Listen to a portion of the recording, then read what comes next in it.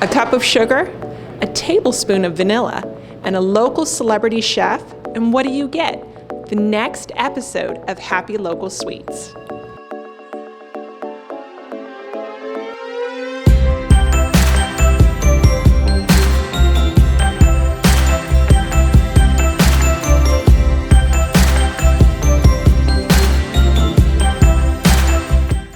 Hi, Erin Fitts here with Beacon Credit Union, and I'm joined with Tarsha and Ron Joyner with Mrs Joy's absolutely fabulous treats. Now, what are we going to be making today? Today we're going to be making cake pops, or I should say, you're going to be making cake pops. Wonderful. Okay. All right. But before we dive in, I want to hear more about you. So you are a local celebrity chef, right? So tell me more about that. Okay, so celebrities have more money. Trust. But if you must, I guess people think that because I've been on several Food Network shows. Mm-hmm. And how did you come up with Mrs Joy's? Okay, so back in the day, I used to be a league and tournament bowler, and Mrs Joy is what fit on my bowling ball. You only get 6 letters, so it's either going to be Tar Joy or Mrs Joy, and I think Mrs Joy sounds better.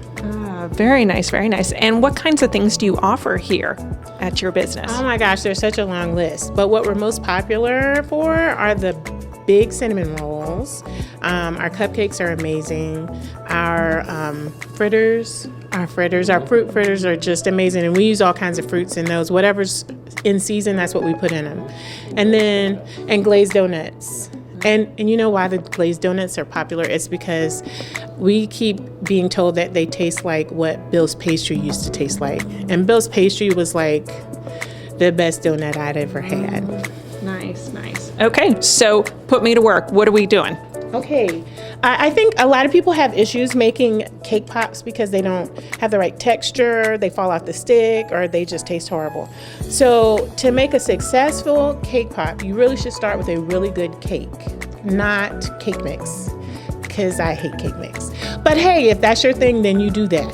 So we've got some vanilla cake here, and it's pretty moist. I don't know if you can tell that just by looking at how easily it smushes and it doesn't crumble apart. It's very moist. So it doesn't take a whole lot of frosting. And I think people are a little off on how much frosting goes into it. Mr. Joy is the cake pop master, so I let him do that work. Okay. All right. So we're going to take the cake and put it in the mixer, mix it with a little bit of frosting, and then we're going to shake our cake pops. Okay, perfect. Let's get started.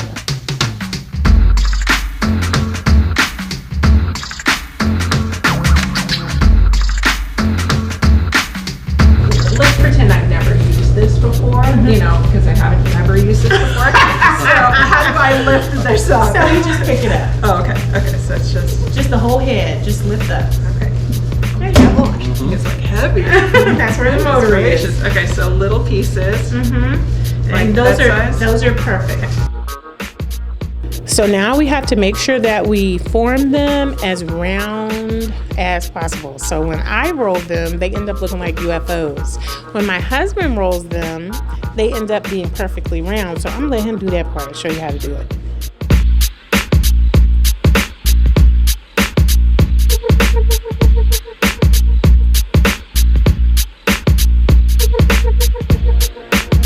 Now, Ron, Tarsha, you were an absolute joy.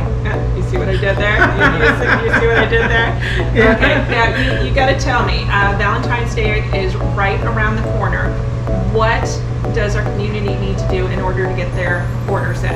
So we have mrsjoys.com, and that way when they go on the site, they'll know exactly where to go to order things. And most of our Valentine's Day stuff is pre-order for this reason. We are not open on Mondays, but Valentine's Day this year is on Monday. And we're only coming in to put out orders. So everything has to be ordered ahead of time. Makes sense. Well, thank you both very much for being part of this. And for our community, make sure you check out Mrs Joy's absolutely fabulous treats. Thank you for joining us.